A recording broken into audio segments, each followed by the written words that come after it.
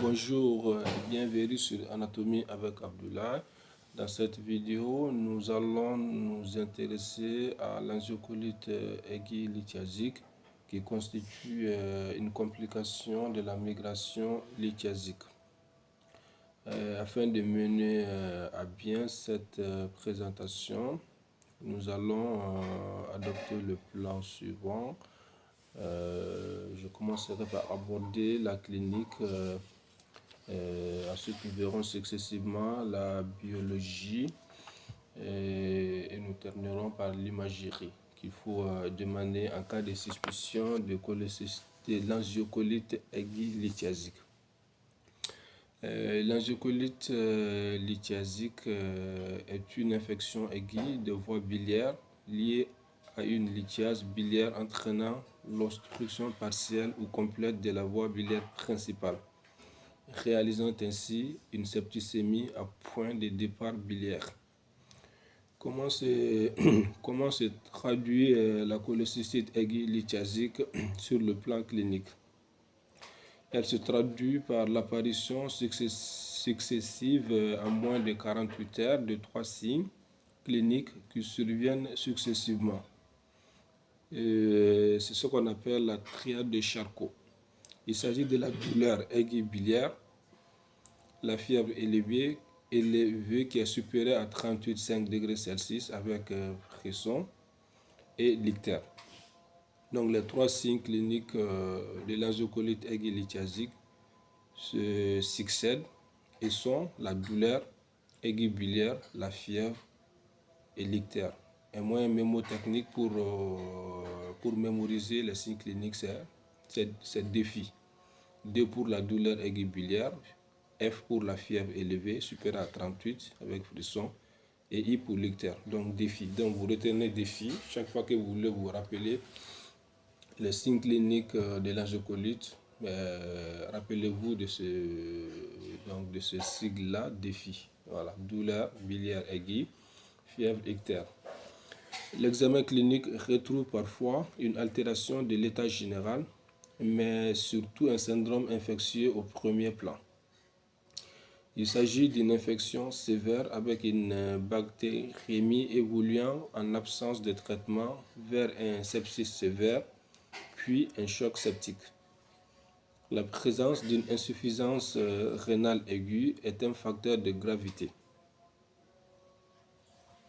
Donc quand vous examinez le malade, vous allez voir au premier plan un syndrome infectieux. Donc, syndrome infectieux en rapport avec une bactériémie.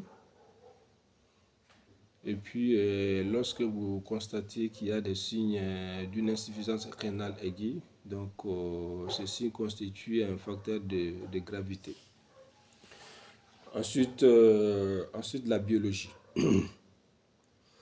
Le bilan biologique d'une angiocolite aiguë lithiasique s'accompagne d'un syndrome inflammatoire important, hyperleucocytose et élévation de la CRP, et d'une perturbation du bilan hépatique. Donc, perturbation du bilan hépatique qui se traduit par une cholestase ictérique et une cytolyse hépatique. Donc, la cholestase ictérique se traduit par l'augmentation de la bilirubine conjuguée, des gamma-GT et des phosphatases alcalines. La cytolyse hépatique se traduit par l'élévation des transaminases. Le bilan biologique permet de rechercher des signes de complications, l'insuffisance rénale. Ces signes de complications, ou bien cette complication, on la recherche en demandant la créatinine et l'ionogramme sanguin. Le bilan biologique permet de rechercher aussi les signes de thrombopénie infectieuse. Donc pour cela, il faut demander la NFS,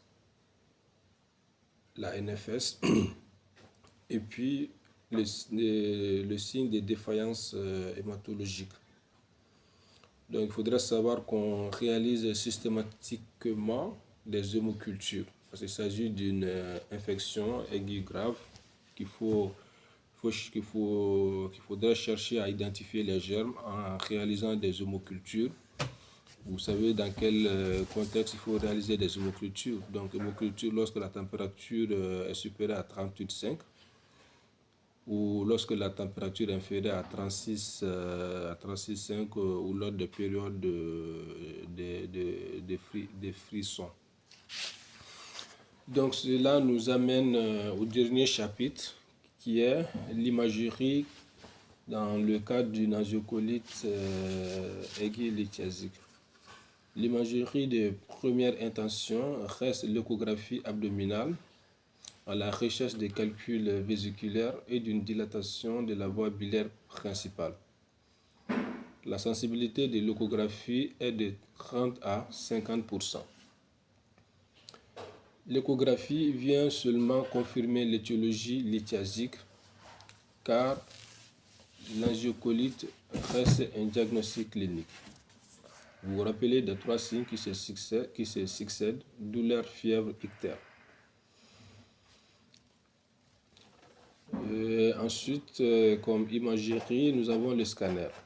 Le scanner est parfois réalisé en première intention devant la gravité du tableau clinique.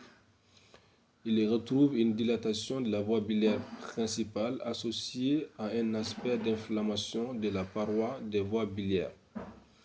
Cela se traduit du point de vue radiologique par une prise de contraste sur le temps injecté. Par rapport à l'imagerie, il faudrait retenir que les 2 examens les plus performants pour le diagnostic de calcul de la lithiase biliaire principale sont l'écho-endoscopie et la cholangio-IRM. La sensibilité de l'écho-endoscopie et de la cholangio-IRM est supérieure à 90%. Néanmoins, ces 2 examens, c'est-à-dire l'écho-endoscopie et la cholangio-IRM, ne sont pas réalisés en urgence.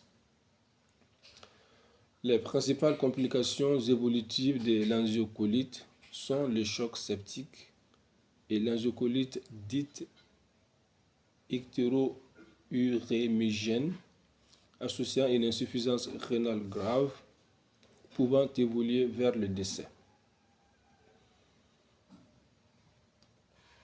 Les principales étiologies de l'angiocolite aiguë, on a comme principale étiologie de l'angiocolite aiguë les sténoses biliaires, notamment bénignes. Les obstructions malignes entraînent rarement des sepsis spontanées, sauf l'ampulome. Comme autre étiologie de l'angiocolite aiguë, nous avons les manœuvres endobiliaires, la CPRE, le drainage percutané et l'obstruction de prothèses biliaires. Le dernier groupe d'étiologie de l'angiocolite est les parasites migrants, plus précisément l'ascaris et douve du foie. Les recommandations de Tokyo 2013 utilisent un score diagnostique et une échelle de sévérité de l'angiocolite aiguë. Le diagnostic est établi avec un degré de certitude en fonction du nombre de critères présents. La prise en charge thérapeutique est directement corrélée au grade de sévérité. Donc, par rapport aux critères diagnostiques de l'angiocolite aiguë, notamment les recommandations de Tokyo 2013. Donc, nous avons en A les signes d'infection systémique. Donc, A1, nous avons la fièvre qui est supérieure à 38 degrés Celsius ou frisson. A2, nous avons un syndrome inflammatoire biologique. Les globules blancs sont supérieurs à 10 000 ou inférieurs à 4 000 et la CRP est élevée. Donc, dans ces recommandations de Tokyo, donc, nous avons A pour les signes d'infection systémique et B pour la cholestase ictérique. B1, on a un ictère clinique ou bilirubine supérieure à 2 mg par décilitre. B2, Perturbation du bilan hépatique. Gamma-GT et phosphatase alcaline sont augmentés.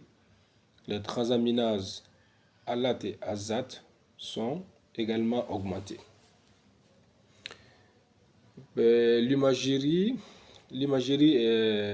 donc nous avons l'imagerie en C1, nous avons la dilatation des voies biliaires. En CD, présence d'une étiologie, donc qui peut être le calcul, la sténose ou la prothèse biliaire. Pour le diagnostic de l'angiocolite aiguë, selon les recommandations de Tokyo, est probable lorsqu'il y a deux critères. Un critère A plus un critère B ou C. Vous vous rappelez, A, c'est pour les signes d'infection systémique, B, la cholestase ictérique et C, par rapport aux données de l'imagerie. Le diagnostic de l'angiocolite aiguë est certain lorsqu'on a trois critères. Un critère A, signe d'infection systémique, plus un critère B, cholestase ictérique, plus un critère radiologique. Donc, pour ne pas faire une vidéo trop longue, on va s'arrêter là. On verra ensuite l'angiocolite aiguë, les recommandations de Tokyo 2013, les différents grades, les grades 1, 2 et 3. Donc, à très bientôt pour une nouvelle vidéo d'anatomie.